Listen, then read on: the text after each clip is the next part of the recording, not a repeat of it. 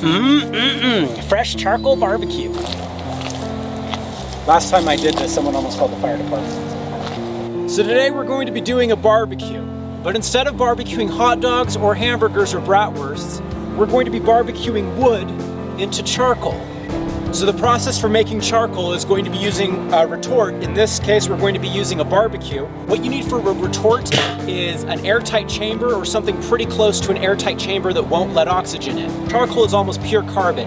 That means that when you burn it, you get an extremely efficient, extremely clean, extremely hot fire. The result, a perfect fuel for barbecuing or blacksmithing. In the Middle Ages, to make charcoal, they would cut their branches and bury them in earth after lighting them on fire and then leave it to smolder for days. Since the hill had to be airtight, there had to be someone watching it at all times, and they'd sit on a one-legged stool to keep them awake. Don't take from my pile. If part of the hill collapsed and introduced oxygen into the retort, into that earth hill with the wood inside, then all the wood would just burn to ashes instead of turning into charcoal.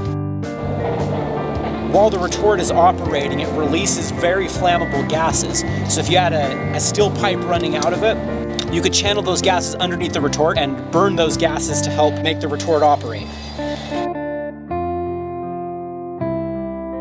Well, here we are after about 3.5 hours of retorting, of charring all this wood into hopefully charcoal. Now we're going to take the lid off and see what we came out with. First of all, as you can see, it's black. That is a very good sign. Wood is not black, charcoal is black. So that's a good first indicator. It's very light.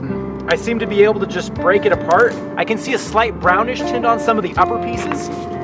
So I think some of that may not have charred completely. You can see that this is a black piece of wood. However, you can see at some corners it's still brown, and then here around the knots it's still brown. It's definitely lighter than wood, but it still has a pretty good heft. I'm gonna guess that this piece has not been charred all the way through. It's been charred just on the surface.